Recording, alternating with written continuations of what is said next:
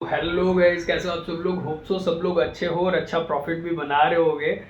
वैसे तो इस मार्केट में प्रॉफिटेबल होना is like just nothing to impossible वाला सीन है नए ट्रेडर्स के लिए। बाकी जो मंजे हुए खिलाड़ी है वो इस सब चीज़ों के लिए ऑलरेडी प्रिपेयर रहते हैं।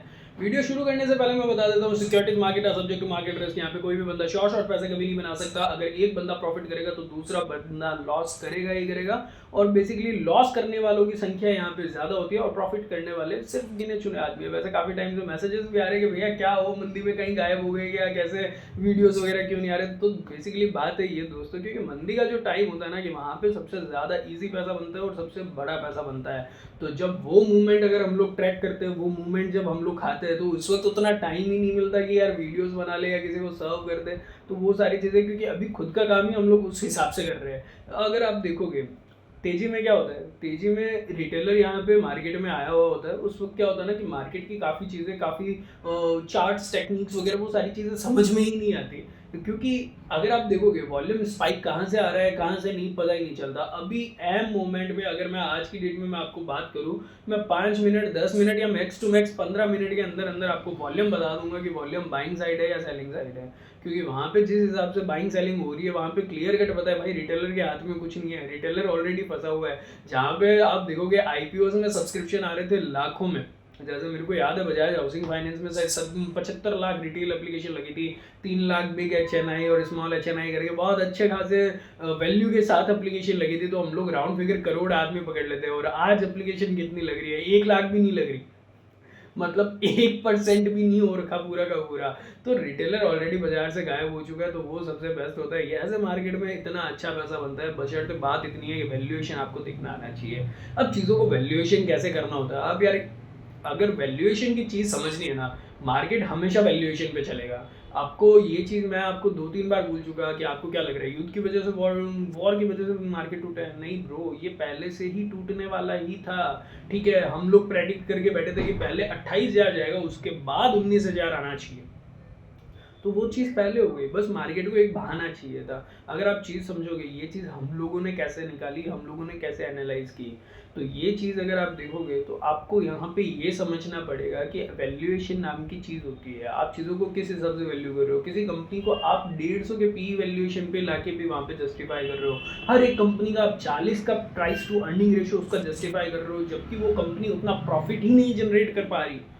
यार पता है क्या होता है ना कि इसको मैं अलग तरीके से समझाऊं। जैसे मान लो क्या होता है ना कि एक मैं किसी को ब्याज पे पैसे दे रहा हूँ और उससे इंटरेस्ट ले रहा हूँ महीने का 10%। मतलब मेरे को सामने पता है वो पूरी जिंदगी लगा देगा तो भी उससे वो पैसे नहीं चुकाए जाएंगे, कोई हालत में नहीं चुकाए जाएंगे। एक्सेप्शन 1% अलग चीज़ है, बाकी नहीं चुकाए जाएंगे। तो 10% किसको दूँ, जो दे पाएगा। अगर 1% ब्याज पे ही मैं देना वो जस्टिफाई रहेगा ना। हर किसी को 10% पे पैसा नहीं दिया जाता, उनसे निकाल ही नहीं पाएंगे। ठीक है, तो वो चीज़ है। नई कंपनीज है, जैसे मान लो कि वहाँ पे हम लोग रिस्क भी ले सकते हैं, अमाउंट कम भी डाल सकते हैं और बढ़िया रिटर्न मिल सकता है। जस्ट लाइक जोमेटो या फिर new ages company like Lenskart वगैरह वगैरह। तो वहाँ पे हम लोगों ने 10% लिया है। लेकिन अगर आप एक्सपेक्ट कर रहे हो कि मैं TCS में 10% कमा लूँगा, नहीं कमा पाओगे। वो बंदे को ऐसे ही मार्केट से पैसे इतने अवेलेबल है, उसको 1% पे ही आप दे पाओगे, उससे ज़्यादा नहीं दे पाओगे। चीज़ों को रिलेट कर पा रहे हो।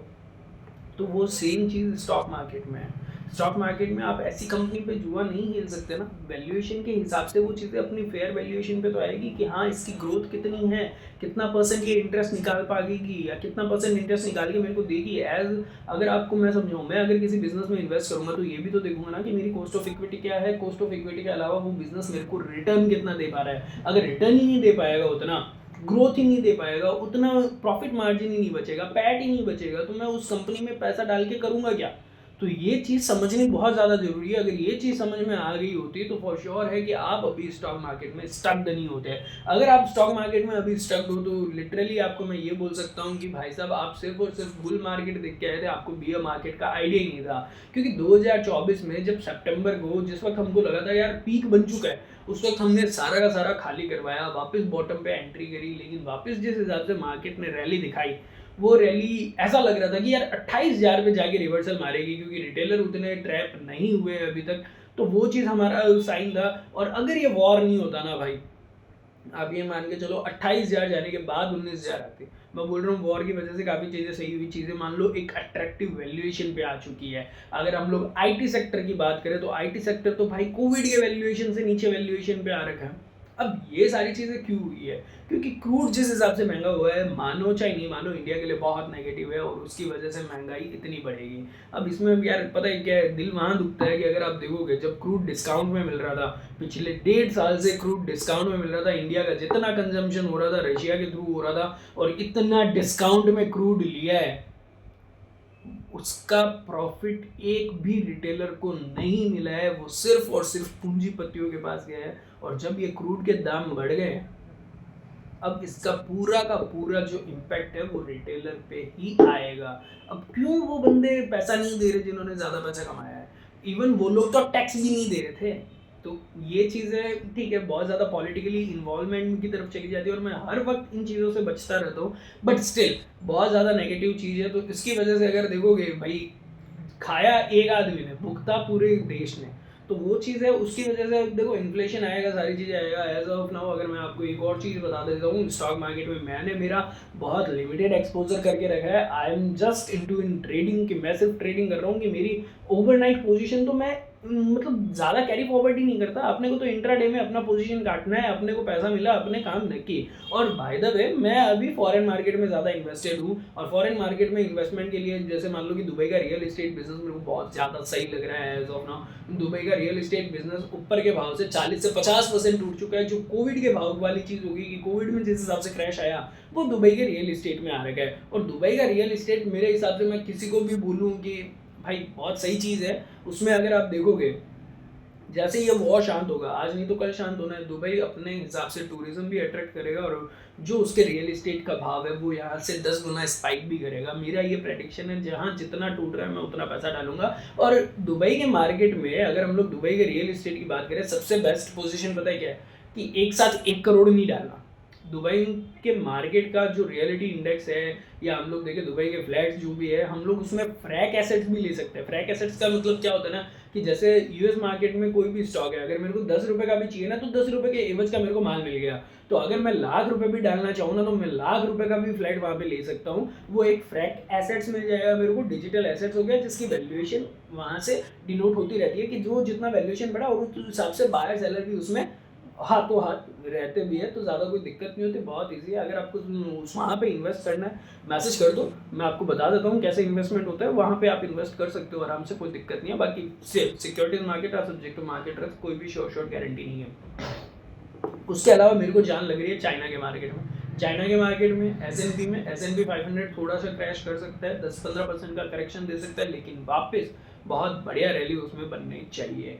डाउ जोन्स में कहीं ना कहीं जिस हिसाब से इवनिंग स्टार आया है इस मंथ की क्लोजिंग कैंडल में, तो डाउ जोन्स अगर मतलब थोड़ा सा मतलब मैं बोल सकता हूँ कि यार थोड़ा डर वाली चीज़ है, कि कहीं 35,000 भी अगर डाउ जोन्स आ जाए ना, मतलब $35,000, तो भी मतलब उतना संशय नहीं होगा। या अगर कोई रिवर्सल कैंडल आ जाता है तो बात अलग है। लेकिन एज ऑफ नाउ जिस हिसाब से मैंने चार्ट देखा है, जो इवनिंग स्टार वहाँ पे देखने को मिला है, इवनिंग स्टार के हिसाब से अगर आप देखोगे $35,000 के आसपास डाउ जोन्स आ जाए, तो भी मेरे को संशय नहीं होगा। मैं कोई प्रेडिक्शन नहीं कर रहा, ये चाहता भी नहीं हूँ कि ये चीज़ हो, लेकिन वहाँ पे ये चीज़ एक इंडिकेट हो रही है कि डाउ जोन्स में बड़ा क्रैश आ सकता है। और अगर कंफर्मेशन मिलता है या रिवर्सल साइन मिलता है, तो वो चीज़ एक अलग हो जाती है। उस चीज़ के लिए हम लोग ऑलरेडी प्रिपेयर रहेंगे।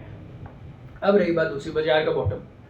बाजार का बॉटम देखो अभी के हिसाब से जितना मेरे को समझ में आ रहा है, कहीं ना कहीं अगर आप देखोगे बाजार में इस लेवल पे बाइंग आ रही है, हो सकता है थोड़ा और टूट जाए। और अल्टीमेट अब टाइम करेक्शन का फेज शुरू होने वाला है। टाइम करेक्शन का फेज एक बार बाउंस आके वहाँ पे शुरू होगा, क्योंकि वापस 26,000 27,000 जाते थोड़ा सा टाइम लगेगा। और अगर अर्ली स्टेज में वहाँ पे पहुँच गया तो वापस 23,000 आएगा, ये मान के चलना। मैं आपको एक चीज़ बोल सकता हूँ कि या तो टाइम करेक्शन करेगा तो बढ़िया तेजी बनेगी, क्योंकि ये चीज़ समझ लो कि जिस हिसाब से अगर आप मैन्युफैक्चरिंग इंडस्ट्री में देखोगे, तो अभी पीछे से माल आपको हाई रेट पे मिल रहा है। मैन्युफैक्चरिंग इंडस्ट्रीज बंद हो चुकी है, काफ़ी इंडस्ट्रीज में ऑलरेडी लॉकडाउन लगा चुका है कि 30 दिन के लिए हम लोग काम नहीं करेंगे। तो वो सारी चीज़ें अगर आप देखोगे, तो वो चीज़ों का इम्पैक्ट ग्राउंड फ्लोर पे आना है। वो ग्राउंड फ्लोर पे इम्पैक्ट आएगा कब? ठीक है, तो वो चीज़ों को अगर हम लोग देखेंगे, तो पहले से बी प्रिपेयर्ड कि या तो टाइम करेक्शन का फेज शुरू हो जाएगा। टाइम करेक्शन अगर नहीं होता, या ज़्यादा बड़ी छलांग एक बार में लगा देता है, कि मैं ऐसा मानता हूँ कि वॉर खत्म होती 27,000 चला गया, शॉर्ट करने का सबसे बेस्ट ऑप्शन रहेगा, वहाँ से आपको शॉर्ट करना ही चाहिए, क्योंकि जो सप्लाई डिस्टर्ब हुई है उसको वापस बैलेंस आते हुए कम से कम 6 महीना साल भर लग ही जाएगा। क्योंकि वो जिस हिसाब से हम लोग बोलते हैं ना कि यार तबीयत खराब हुई वो तो एक दिन में हो गई, लेकिन वापस रिकवरी करते हुए ना कम से कम 2-3 महीने, वो बोलते हैं ना कि 2-3 महीने तो लग ही गए। तो वो चीज़ों को अगर देखोगे तो वो चीज़ यहाँ पे ग्राउंड लेवल पे यहाँ पे होगी। तो उसके लिए बी प्रिपेयर्ड। ज़्यादा जल्दबाजी में, ज़्यादा चीज़ों में जाके फटाफट पैसा डालने की जल्दबाजी मत करना। अभी जो पैसा हम लोग डाल रहे हैं, वो पैसा भी हम लोग जो डाल रहे हैं वापस बाउंस पे अपने को एग्जिट लेना है। एग्जिट प्लान हमेशा रेडी होना चाहिए।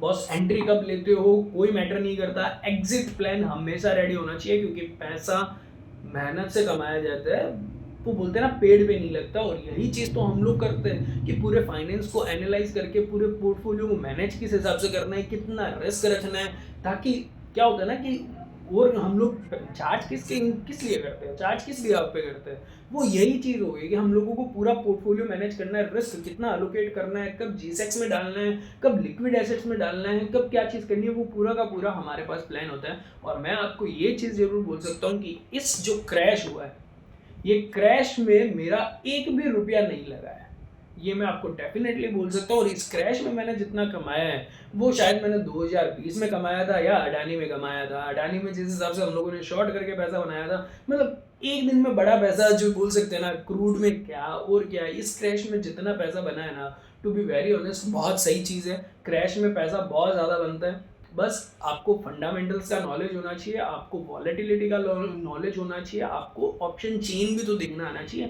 ज़्यादा कोई बड़ी चीज़ नहीं है, बस आपको सारी की सारी चीज़ें आपको ऐसे ही मिल जा रही है, बस देखने की बात है, नज़रिए की बात है। ठीक है, एक तो चीज़ हो गई वो। अब रही बात दूसरी की, जहाँ पे प्रॉफिट ही प्रॉफिट हुआ है, लॉस कहाँ हुआ है, तो वो भी मैं आपको बता देता हूँ। मेरा लॉस हुआ है सिर्फ एक ही जगह, वो हुआ है विप्रो में। ठीक है, विप्रो हमारी बाइंग है जो 240 से मैं बाइंग कर रहा हूँ, अभी भी मैं बाइंग कर रहा हूँ। मैं विप्रो को नहीं छोड़ने वाला, कोई हालत में नहीं छोड़ूंगा। अगर 150 आ गया तो और खरीदूंगा, उतना मेरे पास कैपिटल पड़ा है। 150 से नीचे गया तो भी मैं और खरीदूंगा, लेकिन बशर्ते बात इतनी है कि हैजिंग करके रखी है, तो मेरा कोई बड़ा लंबा चौड़ा नुकसान नहीं है। कुल मिला के टोटल अगर देखोगे 3 लाख से ऊपर का नुकसान नहीं हुआ मेरा उसमें। और जबकि जिस हिसाब की मैंने पोजीशन ले रखी है, अगर कोई बंदा नेकेड पोजीशन उसमें रखे, तो नेकेड पोजीशन में आप ये मान के चलो कम से कम 28-30 लाख उसके गए, कम से कम बोल रहा हूँ। वो भी अगर कोई बंदा टाइमली एग्जिट कर दे दो, और अगर कोई होल्ड करके बैठा रहे, तो उसका पूरा का पूरा कैपिटल वाइप आउट हो जाए। ठीक है, तो वो चीज़ है, वो चीज़ के लिए अब ठीक है 3 लाख हो गया। अब अगर विप्रो कितना भी नीचे चला जाए, मेरा 3 लाख से ज़्यादा का नुकसान नहीं होने वाला, कोई हालत में नहीं होगा। ठीक है, और यहाँ से अगर 10% भी ऊपर आ गया, तो मैं जितना वहाँ पहले पैसा बना रहा था उससे डबल पैसा बना लूंगा। ये हैजिंग की सबसे बड़ी खूबसूरती होती है। हैजिंग पता क्या होता है? हैजिंग जिस हिसाब से मैं बोलता हूँ कि अगर आप लाइफ इंश्योरेंस की बात करोगे, यार मेरे को कुछ हो जाए तो परिवार को कौन सिक्योर करेगा, तो उसी हिसाब से हैजिंग होता है कि जब मान लो कि मैं बाजार में पैसा डाल रहा हूँ, अगर कोई लॉस हो गया तो कौन संभालेगा? वो हैजिंग संभालेगा। क्योंकि पता क्या होता है ना कि यार मांगने से पैसे ना मिलते नहीं है, अगर मांगोगे ना तो सामने वाले के चेहरे पे पहले ही ना नजर आ जाएगा। इसीलिए you should always have your backup plan. Backup plan के बिना हम लोग कभी स्टॉक मार्केट में एंटर नहीं कर सकते। मैं बोल रहा हूँ कि अगर आज आपने 1 करोड़ रुपए मार्केट में इन्वेस्ट करके रखा है, तो उस हिसाब के उतने यार बीटा को कैलकुलेट करके उतने निफ्टी के लॉट्स तो शॉर्ट करोगे ना एटलीस्ट। ठीक है, ये एक पोजीशन हो गई हैजिंग की। उसके अलावा एक बात दूसरी, अगर निफ्टी लॉन्ग कर रहे हो, बैंक निफ्टी को शॉर्ट करके भी आप हैज कर सकते हो, क्योंकि बैंक निफ्टी का भी एक मेजर पोर्शन निफ्टी में वहां पे अट्रैक्ट हो रहा है। ऐसा नहीं होगा यार, बहुत रेयरली ऐसा होता है कि निफ्टी भी प्लस है, बैंक निफ्टी माइनस है, या निफ्टी माइनस है बैंक निफ्टी प्लस है। तो वो चीज़ें क्या होता है ना कि एक कैलकुलेशन होती है, उस हिसाब से हम लोग बेसिकली वहाँ पे हैजिंग भी करते हैं और बढ़िया पैसा वहाँ पे बनता भी है। उसके अलावा रही बात दूसरी, अभी काम बॉटम कहाँ ढूंढना है, बॉटम मत ढूंढो। अभी अपने को अच्छी अच्छी चीज़ें एक्यूमुलेट करनी है, जहाँ पे फ्यूचरिस्टिक ग्रोथ लग रही है वहाँ पे अपने को चीज़ें एक्यूमुलेट करनी है। ठीक है, क्योंकि ये अपॉर्चुनिटी है। देखो क्या होता है ना कि मार्केट यहाँ से 10,000 पॉइंट में बोलता हूँ कि और क्या पता नीचे चला गया, लेकिन वहाँ पे कोई नहीं बचेगा। आपकी हिम्मत भी नहीं होगी कि यार वहाँ पे लेंगे, यहाँ पे लेंगे। इससे बचा क्या होता है ना कि आपको एक डिसिप्लिन इन्वेस्टर, अगर इन्वेस्टमेंट की बात करूँ, अच्छे स्टॉक्स अच्छे शेयर्स हर भाव पे एक्यूमुलेट करते रहो। एक्यूमुलेशन कैसे होना चाहिए? ऐसा नहीं है कि भाई तुरंत का तुरंत सारा का सारा पैसा डाल दिए। एक्यूमुलेशन को मैं हर बार समझाता हूँ कि रूल ऑफ एवरेजिंग हमेशा याद रखो। एवरेज करना कैसे है? सपोज दैट कि मैंने 100 रुपए का कोई स्टॉक यहाँ पे खरीदा है, 100 रुपए का जो स्टॉक खरीदा है, अब मैं वापस उसको एवरेज तभी करूंगा जब वो मेरे को 80 रुपए पे मिलेगा। उससे पहले मैं उसमें एवरेज नहीं करूंगा। 80 पे अगर मैंने एवरेज किया तो उसके बाद मैं 50 रुपीज़ या 60 रुपीज़ के अराउंड ही उसको वापस एवरेज करूँगा, अदरवाइज़ मैं उस स्टॉक में पैसा नहीं डालूँगा। उससे क्या होगा कि स्टॉक जहाँ जितना नीचे जा रहा है, हम लोग हर भाव के अपने पास शेयर्स हैं, तो जब रिकवरी आती है, तो जब पुल बैक भी अगर आ गया, तो पुल बैक में भी आपका अच्छा पैसा बन जाएगा। बेसिकली चीज़ें वो है, वो एक कैलकुलेशन करके ही हमको इन्वेस्टमेंट करना है, अदरवाइज़ इन्वेस्टमेंट मत करना। ये मार्केट अभी आप लोगों के लिए नहीं है, वापस बुल रन है तब करो।